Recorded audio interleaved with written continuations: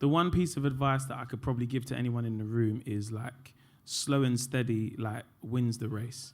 And one of my favorite sports to watch in the Olympics is like the 1500 meter run. I love watching it so much. I love watching the 100 meters and everything else, but I'm so fascinated by, you know, you might have like 10 runners. They all get to start on the same block.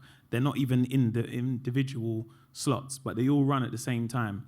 And you'll see someone just run at like the first lap, and you're like, rah, like, and then you'll see the rest of them run together, and someone else might go off, and that's their journey. But then when it gets to the end, you've got someone who might be celebrating at the finish line, and someone who's like, rah, stuck to the last, and I've got that last bit of energy. Like, slow and steady does really win the race of getting to the top, you know, and don't watch other people's journey. Some people are going to fly to the top. Do you know what I mean? But that's their journey. That's okay. Like, they've trained in a different way than you have.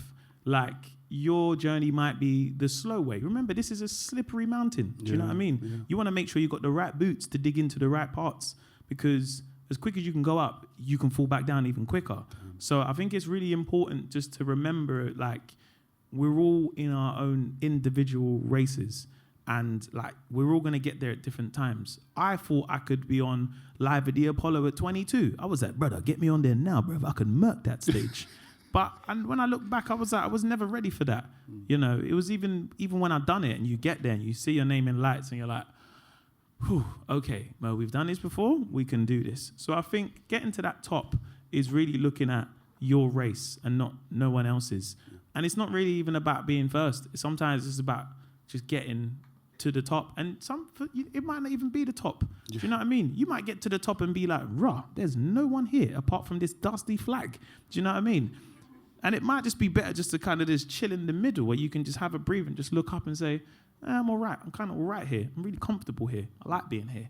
Like, there's no one even up there. At least, like, when I'm at this little midway point, I can even help some people come up. And now there's a vibe of us. So I think don't, like, put too much emphasis on like the pace of trying to get to the end point, because the whole point of this journey is to create your new end points. Do you know what I mean?